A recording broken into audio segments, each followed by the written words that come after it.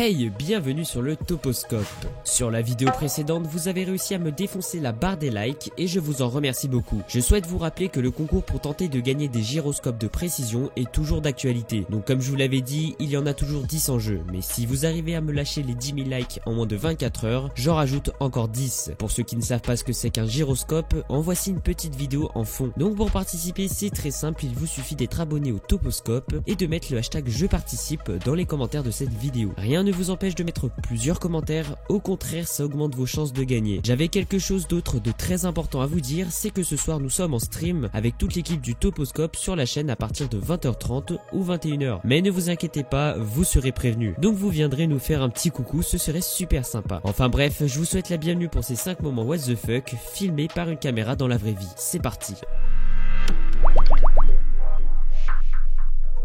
Numéro 1, le vol en wingsuit et l'atterrissage dans l'eau. Peu importe la façon dont vous voyez les choses, les wingsuits sont géniaux. Je suis sûr que vous avez déjà tous rêvé de voler dans les airs, mais un nombre croissant de jeunes gens enthousiastes se rendent au ciel comme des écureuils volants, ce qui fait des images incroyables. Nous avons déjà tous vu Uli et Manuel glisser dans le centre d'une formation rocheuse à peine assez large pour atteindre des vitesses allant jusqu'à 60 km/h. Un homme, Raphaël Dumont, a pris son sport au prochain niveau en devenant la première personne à atterrir sans l'aide d'un parachute.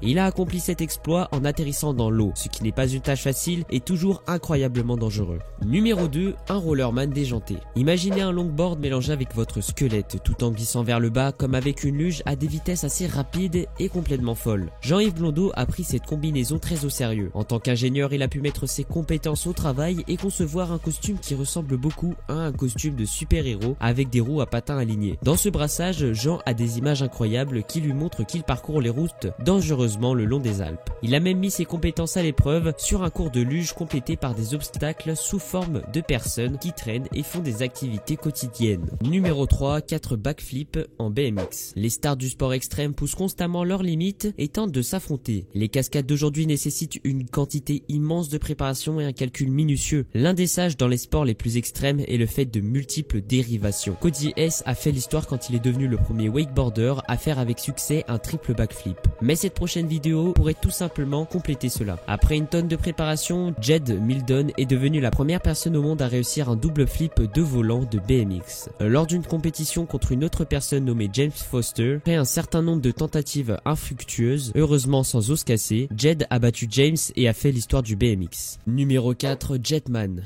Les inventeurs du costume Jetman sont Yves Rossi avec Vincent Réfet et Fred Fugain. Ils ont réussi à faire tourner les têtes de la manière la plus spectaculaire possible. En 2016, ils ont pris leur jetpack spécialement construit au-dessus de Dubaï. Ce qui les rend plus étonnants, c'est qu'ils ont été en formation avec la patrouille de France, qui sont des pilotes de cascade de renommée mondiale. Les regarder voler à côté de ces pilotes champions est fascinant. Ce fameux jetpack a un prix de vente estimé à 200 000 $, ce qui est beaucoup, mais pas tout à fait, du fait qu'il peut vous propulser à 74 km/h à une hauteur de 914 mètres. De plus, les jetpacks fonctionnent avec de l'essence ordinaire et ne nécessitent aucun type de carburant spécial. Et numéro 5, la catastrophe du Victoria Falls Bungee. Nous avons une chose à dire à propos d'Erin Langworthy, une Australienne qui en 2011 a chuté de 109 mètres dans la rivière Zambezi au-dessus du Victoria Falls. Ses blessures étaient assez graves, mais nous avons entendu parler de la façon dont son cordon s'est coincé, la laissant nager contre le puissant courant pour se libérer avant de rejoindre la rive. On ne peut qu'imaginer la faiblesse qu'elle a dû avoir. Bilan de sa chute, elle a eu des dommages aux poumons et une clavicule brisée.